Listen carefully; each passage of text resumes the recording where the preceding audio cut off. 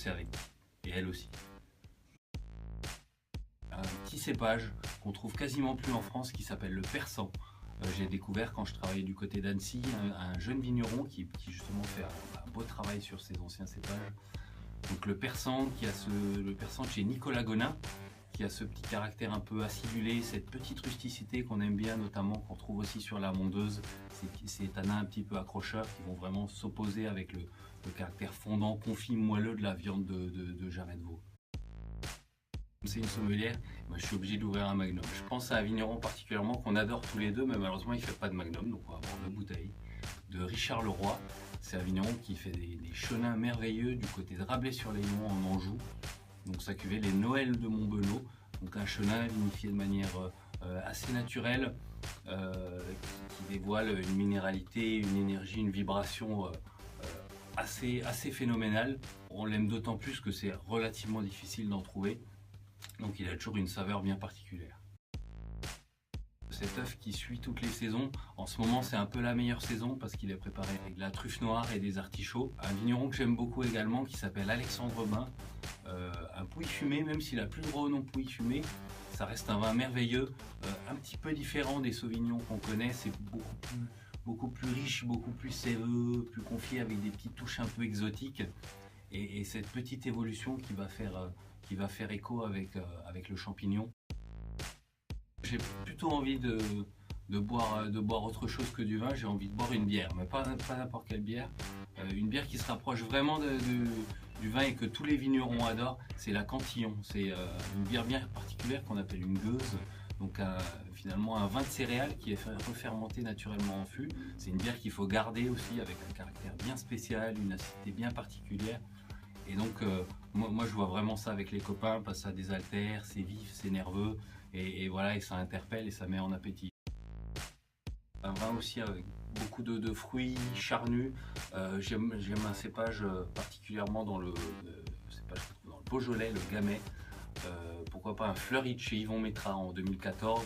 On va avoir ce caractère tendre, croquant, acidulé du Gamay et qui va faire un accord merveilleux pour moi avec le canard.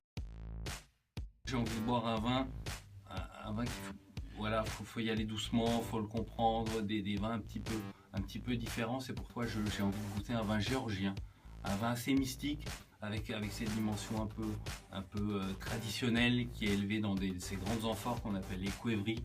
Donc un cépage aussi autochtone, il y en a plein là-bas qui s'appelle le Chinouri chez Yagobi Tachvili. Et donc c'est des vins, au premier verre on ne comprend pas tout de suite, il s'exprime un peu différemment, il a d'autres textures, il a une sensation un peu amère qu'on peut trouver dans un rouge.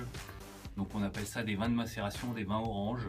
Et donc c'est un vin qu'il faut prendre du temps, il faut lui laisser s'oxygéner. Et moi c'est un vin que j'ai envie de boire, un petit peu comme ça, doucement devant un film. Je pense qu'il faut un vin d'exception, un vin difficile à obtenir, un vin qu'il faut garder longtemps. Pourquoi pas une côte brune d'un vigneron que j'aime beaucoup, peut-être un des plus grands vinificateurs du Syrah, Jean-Paul Jamet. Donc c'est sa cuvée la côte brune en côte rôtie. Pourquoi pas un vieux millésime, le millésime 95. Donc vraiment une bouteille d'exception, servie avec un grand plat, avec des bons amis, juste pour fêter ce moment exceptionnel. Les Saint-Jacques, je les verrais un petit peu peut-être crus en carpaccio et donc assaisonné avec une petite vinaigrette aux agrumes, mais donc un Riesling tendu, vif, élégant comme le fait Christophe Lindenlaub du côté de Dorlisheim avec sa cuvée Un jour je serai.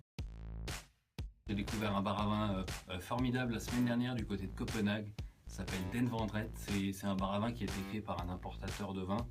C'est lui un petit peu qui a aidé aussi le grand restaurant qu'on connaît tous qui s'appelle Noma à créer un petit peu sa carte des vins. Et voilà une sélection très pointue de vins français, un petit peu les vignerons naturels comme j'aime beaucoup, et aussi une ouverture sur l'Espagne, sur l'Italie, et des choses extrêmement précises, extrêmement pointues. Et une carte des vins dans un bar à vin qui ferait pâlir beaucoup de restaurants étoilés Michelin en France. Un restaurant tenu par des amis, des anciens collègues à moi avec qui j'ai travaillé chez Régis Marcon. Ils viennent d'être étoilés Michelin, c'est à Reims en Champagne, ça s'appelle le restaurant Racine. Un cuisinier qui a des influences japonaises parce qu'il est originaire de là-bas et en même temps une grosse influence de la cuisine française. Une carte des vins assez magique tenue par une sommelière italienne qui fait des choses merveilleuses. Un vigneron formidable que j'ai rencontré quand j'étais à Annecy, un vigneron de Savoie qui s'appelle Jacques Maillet. Jacques Maillet qui arrive tout doucement sur sa retraite et qui a travaillé toute sa vie à fond dans ses vignes. Il a même failli y laisser sa vie alors qu'il travaillait de manière conventionnelle. Et quand tu lui as demandé ce qu'il voulait faire, parce qu'il devait changer d'orientation, il a dit: je veux continuer à être vigneron, sauf je veux travailler autrement, je veux travailler en agriculture biologique et de manière naturelle pour pas me ruiner la santé. Et là il récolte à peine tout ce qu'il a semé pendant ses 20-25 ans de carrière, et tout doucement il va transmettre son domaine à un couple de jeunes vignerons qui vient de reprendre. Une bouteille bien particulière que j'ai promis à une personne très chère à mes yeux, dont j'ai déjà parlé je crois tout à l'heure. Donc elle a vu cette bouteille un jour dans mon coffre, on n'était pas encore ensemble et j'ai dit: cette bouteille on la boira dans 10 ans. C'est un Barolo un peu exceptionnel d'un très vieux vigneron classique qui s'appelle Lorenzo Accomasso. Pour les initiés, c'était un peu le Henri Bonneau de Barolo. Et donc c'est un vin, le Nebbiolo, qu'on doit garder extrêmement longtemps pour gommer un petit peu ces tanins un peu fermes. Et c'est un vin vraiment vinifié de manière traditionnelle qui a besoin de quelques décennies pour boire. Donc je pense que c'est ce que je boirai dans 10 ans. Et je sais avec qui. Et elle aussi.